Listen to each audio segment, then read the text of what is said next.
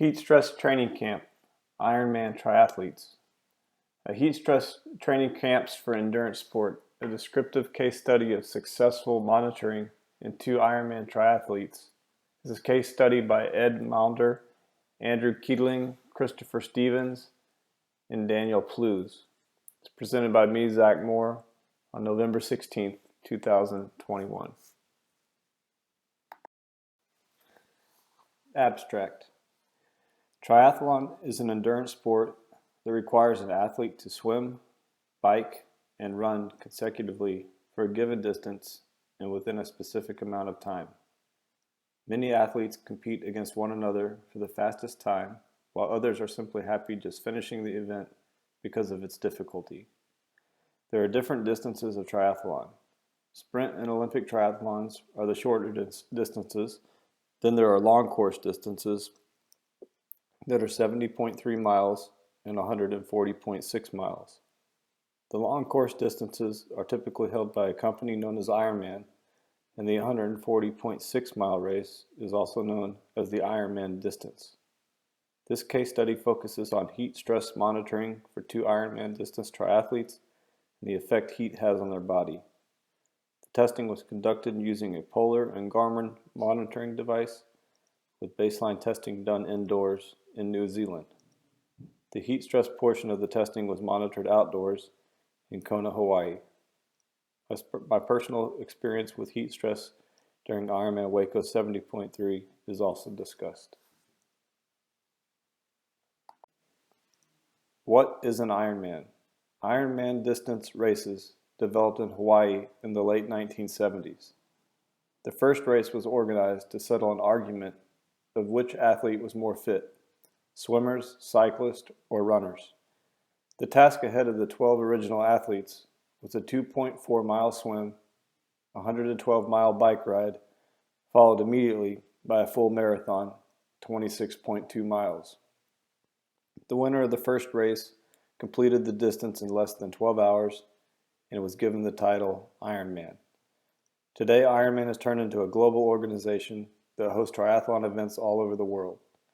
The Ironman World Championships event is held in Kona, Hawaii, every October, where temperatures are in the 90s and the humidity is high. Endurance athletes train in hot environments to acclimate their bodies for race day conditions. Some athletes are out on the course for 17 hours on race day. The common practice of training in the heat needs to be monitored and controlled with metrics to make sure the athlete can make changes to their training and perform at the highest level on race day. Heat training can impair cardiac balance and lead to fatigue. Athletes who train in the heat camp should develop metrics and monitor them throughout their training to create a good balance and reduce risk. Overview. 2 highly trained Ironman triathletes were studied to see how real-world heat stress training could be monitored so that training load and volume could be maintained without compromising their well-being. The heat can create physiological stress such as endotoxemia, suppressed appetite, elevated stress, and elevated heart rate. The first triathlete selected had over 20 victories in Ironman 70.3 events and 140.6 events. The second triathlete tested had completed a full distance Ironman in less than 9 hours. As mentioned earlier, the first ever Ironman finished the event in just under 12 hours. 9 hours is very fast for completing an Ironman.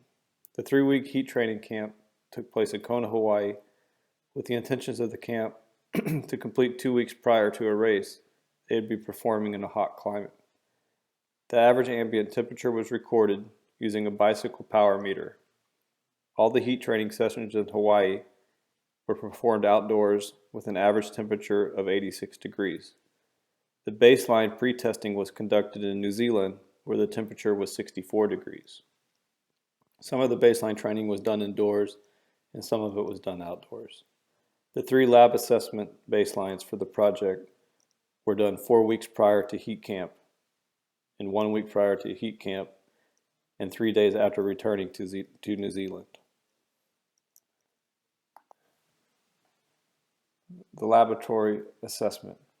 The two athletes arrived for climate-controlled lab assessments. The temperature was 64 degrees and the relative humidity was 65% at 6:30. Both athletes did an overnight fast. Their body measurements were taken, as well as their heart rate. They also had to give a urine sample. The athletes rode their personal road bikes on an indoor trainer using power meters to measure the metrics. The first test was to ride for 95 watts continuous while using a cooling fan.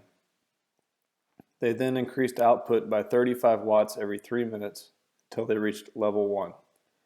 Expired gases were collected and blood samples were taken the last 30 seconds. The athletes rested for 10 minutes before increasing the intensity. The test continued by riding at 260 watts for 60 minutes. Expired gases were collected for 4 minutes every 10 minutes, and heart rate was recorded continuously.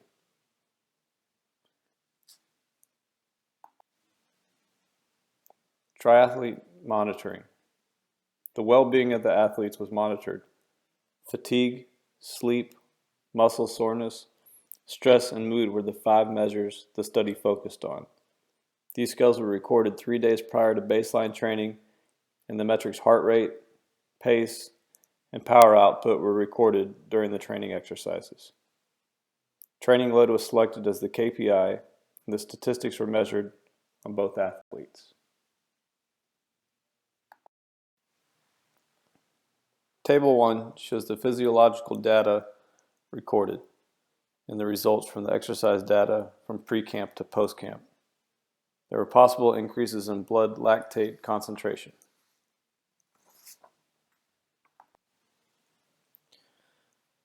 The results in training volume and load are presented in Table 2. For Ironman number 1, the change in percentage of total training time spent for zones 1, 2, and 3 in the pre-camp and camp periods was unclear. It very likely increased and very likely decreased, respectively. In Ironman number 2, these changes were very likely increase, very likely decrease, and very likely decrease, respectively.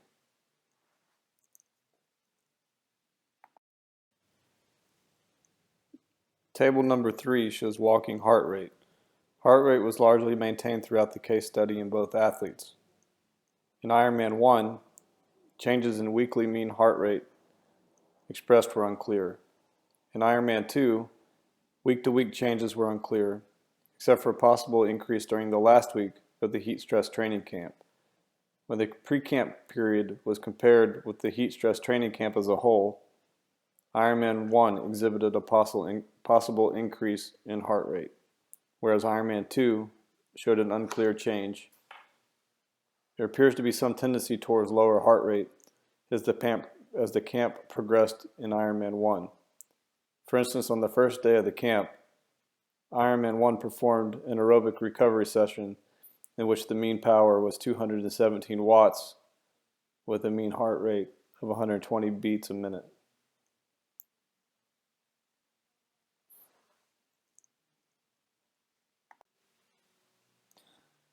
In conclusion, the heat stress training camp of 2 highly trained triathletes was a success.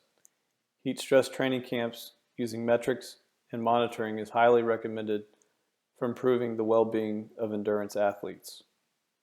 The successful approach should be considered for coaches and athletes around the world. I live and train in Houston, Texas, where it is hot and humid. I typically use heart rate as a key metric for monitoring my training, and heat definitely affects my performance. I have participated in Ironman Waco 70.3 3 times. In 2018, I did not have any issues with cramping in the races conducted in 70-degree weather. In 2019, the race started in the morning. It was in the low 50s before settling out in the high 60s later that afternoon. In 2020, the race was canceled because of COVID. This year, in 2021, is where I saw the biggest impact in the race. This race was conducted in the afternoon, not the morning, which was typical of previous races, and the temperature was in the mid-80s.